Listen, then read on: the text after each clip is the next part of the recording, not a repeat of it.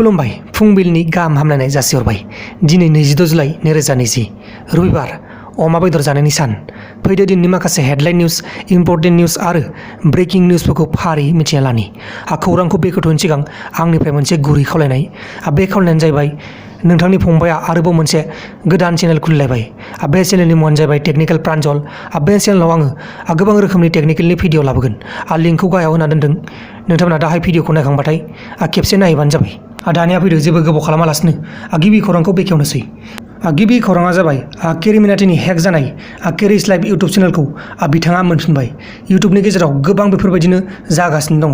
सोरनिबा YouTube चेनेला hack जानाय, सोरनिबा इउटुब चेनेला डिलिट जानाय जागासिनो दङ। जोंनि बर' इउटुबार्सफोर नोंथांमोना मोजाङै मोजां गाव गावनि इउटुब चेनेलखौ नोजोर होबाय थाबानो जाबाय। गुबुन फारसेथिं नयदायाव मैयाहाय हौवाजों हिन्जावजों न'खराव बुलायदोंमोन। बे समावनो गावसोरनि असे फिसाजो बेखौ बुथारबाय। फिसाजोनि बैसोआ 14 दानल'मोन। दा बे जाथायनि दायनिगिरियाव हौवाखौ नयदा पुलिसा हमनाय जाबाय। लोगोसे मैयाहाय जायबा बर' मानसिया गावनि गथ' हिन्जावसाखौ 45,000 राङाव फानदोंमोन बेनि मुङानो जाहैबाय दीपक ब्रह्म। मिथिनाय बायदिब्ला गथ'खौ हौवायाबो हिन्जावबो रायज्लायखानानैसो हरखानो नागिरदोंमोन होननानै क'क्राझार जिल्लानि एस दैमारिया फोरमायहरदों।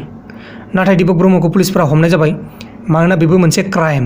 गुबुन खौराङा जाबाय त्रिपुरायाव 27 जुलाइनिफ्राय 30 जुलाइसिम लकडाउन होबावसिगोन।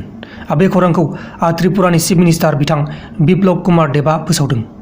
दानिया फैदो दिननि माखासे हेडलाइन निउजफोरखौ फारियै मिथिना लानि। गिबि हेडलाइन निउसआ जाबाय सिनेमा हल्सफोरखौ आगष्ट दाननिफ्राय खुलिनोबो हागौ होननानै फोसावनाय जादों।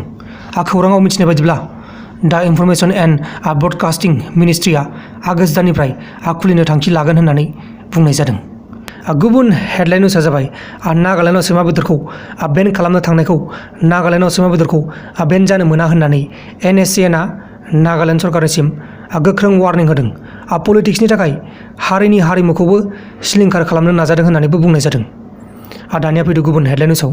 गुबुन हेडलाइन निउसआ जाबाय वेस्ट त्रिपुरायाव सासे 28 बोसोरनि सेंग्राया सासे 65 बोसोरनि आइजोखौ गाज्रि खामानि खालामखांनानै गावनि जिउखौ गावनो फोजोबनानै लाबाय। मिथिनाय बायदिब्ला आइजोआ पुलिसनो केस होनायखौ मिथिनानै बे सेंग्राया गावनि जिउखौ गावनो फोजोबना लादों होननानै फोसावनाय जादों।